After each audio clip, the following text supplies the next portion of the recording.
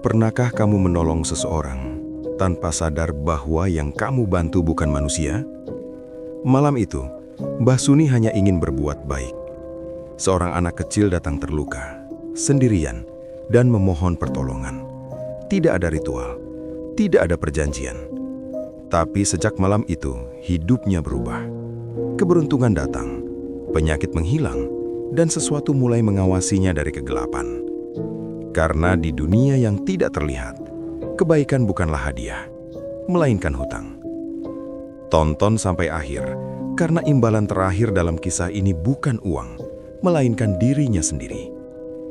Tidak semua luka berdarah, tidak semua tangisan terdengar, dan tidak semua anak yang meminta tolong adalah manusia.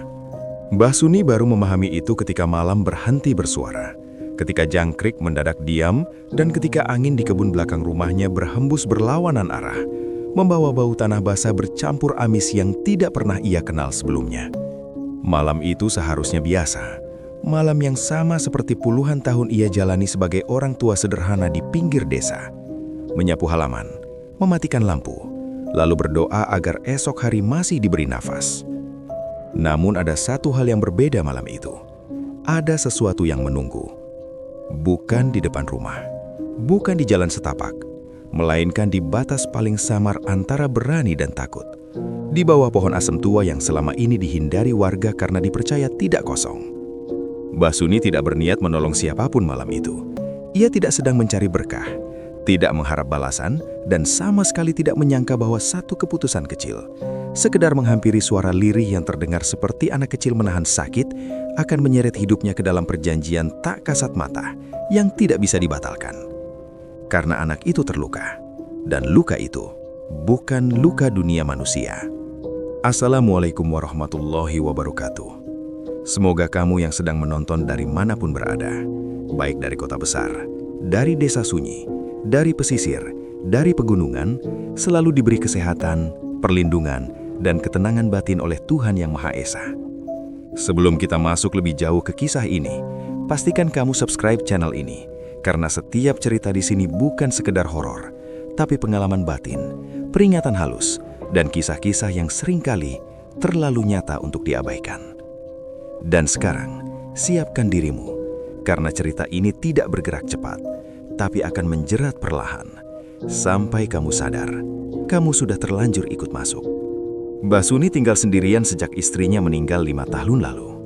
Rumahnya kecil, berdinding anyaman bambu yang sudah menguning dimakan usia, berdiri tepat di pinggir kebun singkong yang berbatasan langsung dengan tanah kosong. Disitulah pohon asem tua itu tumbuh, besar, rindang, dan selalu tampak lebih gelap dibanding sekelilingnya, bahkan di siang hari. Warga desa punya kebiasaan tak tertulis, tidak lewat pohon itu setelah maghrib. Bukan karena cerita yang jelas, melainkan terlalu banyak hal aneh yang terjadi, dan terlalu sedikit orang yang berani membicarakannya. Mbah Suni tahu semua itu. Ia mendengarnya sejak muda. Namun seiring usia, rasa takut seringkali kalah oleh rasa iba. Malam itu, saat ia hendak menutup pintu, terdengar suara pelan. Bukan suara angin, bukan suara hewan, melainkan suara yang bergetar, seperti anak kecil menahan tangis agar tidak terdengar. Suara itu datang dari arah kebun, dari arah pohon asem. Mbah Suni diam lama di ambang pintu. Dalam hatinya doa-doa pendek terucap tanpa suara. Ia tahu aturan, ia tahu batas. Namun suara itu terdengar lagi, lebih dekat, lebih lama. Eyang, hanya satu kata, tapi cukup untuk membuat langkahnya bergerak. Ia membawa lampu sentir, berjalan perlahan menyusuri tanah lembab. Cahaya kuning redup menari di batang pohon asem, dan di sanalah ia melihatnya. Seorang anak laki-laki, duduk meringkuk di akar pohon. Tubuhnya kecil, pakaiannya aneh, bukan pakaian desa, bukan pula pakaian kota. Wajahnya pucat, matanya terlalu dalam untuk anak seusianya. Yang membuat Mbah Suni berhenti bernafas adalah satu hal. Darahnya berwarna kehitaman, mengalir perlahan dari kaki anak itu, namun tidak membasahi tanah. "Mbah, sakit." Suara itu lirih, namun jelas. Pada detik itulah, tanpa sadar, Mbah Suni sudah melanggar batas paling tua yang dikenal manusia, menolong sesuatu yang tidak meminta izin untuk ada di dunia ini. Dan keputusan itu sudah dicatat. Mbah Suni membawa anak itu pulang tanpa benar-benar tahu bagaimana kakinya bisa melangkah sejauh itu. Setiap langkah terasa berat, bukan karena tubuh anak itu besar, melainkan karena udara di sekelilingnya seolah menolak perpindahan mereka. Angin kebun berhembus berlawanan arah, lampu sentir berkedip-kedip seperti hampir padam, dan bayangan pohon asem tampak memanjang tidak wajar, seakan mengikuti dari belakang. Anehnya anak itu tidak terasa dingin, tubuhnya hangat, bahkan terlalu hangat untuk ukuran seseorang yang kehilangan darah. Namun panas itu bukan panas demam, lebih mirip panas batu yang lama terjemur matahari, menyimpan suhu asing yang tidak berasal dari daging manusia. Begitu sampai di rumah, Mbah Suni mendudukkan anak itu di balai bambu. Ia mengambil air bersih, kain, dan ramuan sederhana yang biasa ia pakai untuk mengobati luka petani atau anak-anak desa. Tangannya bergetar, bukan karena takut, melainkan karena tubuhnya seperti sedang diawasi oleh sesuatu yang tidak kelihatan, namun jelas hadir. Saat kain basah menyentuh luka itu, anak itu meringis, bukan menjerit, hanya menarik nafas panjang, seolah rasa sakit itu sudah lama menjadi bagian dari keberadaannya. Darah hitam itu tidak mengalir lebih deras, namun juga tidak berhenti. Ia menempel di kulit seperti tinta tua, berkilau samar di bawah cahaya lampu. "Siapa yang melukaimu?" tanya Mbah Suni, suaranya pelan namun penuh kehati-hatian. Anak itu tidak langsung menjawab. Matanya menatap sudut ruangan, ke arah bayangan yang bergerak perlahan di dinding, meskipun tidak ada apa-apa di sana. "Aku jatuh," katanya akhirnya. "Jatuh karena lupa." Jawaban itu membuat dada Mbah Suni mengencang. Jatuh karena lupa. Kalimat itu terdengar seperti teka-teki, bukan penjelasan. Namun ia tidak memaksa. Dalam hidupnya, Mbah Suni belajar bahwa ada pertanyaan yang semakin berbahaya jika dijawab terlalu cepat. Ia mencoba membacakan doa, ayat-ayat pendek yang biasa ia lantunkan saat mengobati orang sakit. Suaranya mantap, namun baru beberapa kalimat keluar, lampu sentir mendadak meredup, hampir mati. Anak itu menutup matanya, wajahnya menegang, dan luka di kakinya berdenyut, seperti sesuatu di dalamnya bergerak. "Mbah, jangan yang itu." Kata-kata itu membuat tangan Mbah Suni berhenti. "Kenapa?" "Panas. Kalau dibaca itu, mereka dengar." Siapa mereka, anak itu tidak menjelaskan, dan Mbah Suni tidak bertanya.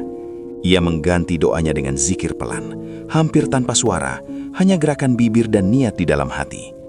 Perlahan denyut luka itu meredah, darah hitam berhenti mengalir meski bekasnya masih ada, seperti noda yang tidak mau hilang. Malam itu, anak itu tertidur di balai bambu. Nafasnya teratur, wajahnya lebih tenang, namun Mbah Suni tidak bisa tidur. Ia duduk di kursi kayu, menatap anak itu, dan baru menyadari sesuatu yang membuat tengkuknya dingin. Anak itu tidak bernafas seperti manusia. Dadanya tidak naik turun dengan ritme biasa. Ada jeda panjang di antara tarikan nafas, terlalu panjang untuk disebut normal. Di luar rumah, suara malam berubah. Jangkrik kembali berbunyi namun iramanya kacau. Anjing-anjing desa melaung dari kejauhan, satu persatu, lalu diam bersamaan. Angin membawa bisikan samar yang tidak bisa dipahami, namun cukup untuk membuat bulu kuduk berdiri. Menjelang dini hari, Mbah Suni terlelap sebentar. Dalam tidurnya, ia bermimpi berdiri di tempat yang sama sekali asing. Sebuah lapangan luas tanpa langit, hanya cahaya redup dari atas, dan di sekelilingnya berdiri sosok-sosok tinggi dengan wajah kabur. Di tengah lapangan itu, anak yang ia rawat berdiri sendirian, menatapnya dengan mata yang kini terlihat lebih tua. "Kenapa kau menolongku?" tanya anak itu dalam mimpi. Mbah Suni ingin menjawab, namun tidak ada suara keluar dari mulutnya. Sebelum ia sempat berpikir, salah satu sosok tinggi itu melangkah maju dan berkata dengan suara berlapis, seolah banyak mulut berbicara bersamaan. Karena ia lupa bahwa setiap pertolongan adalah janji. Mbah Suni terbangun dengan nafas tersengal. Keringat membasahi tubuhnya. Anak itu masih tertidur, namun kini posisinya berubah. Ia duduk bersila, matanya terbuka, menatap Mbah Suni seolah tahu apa yang baru saja ia lihat.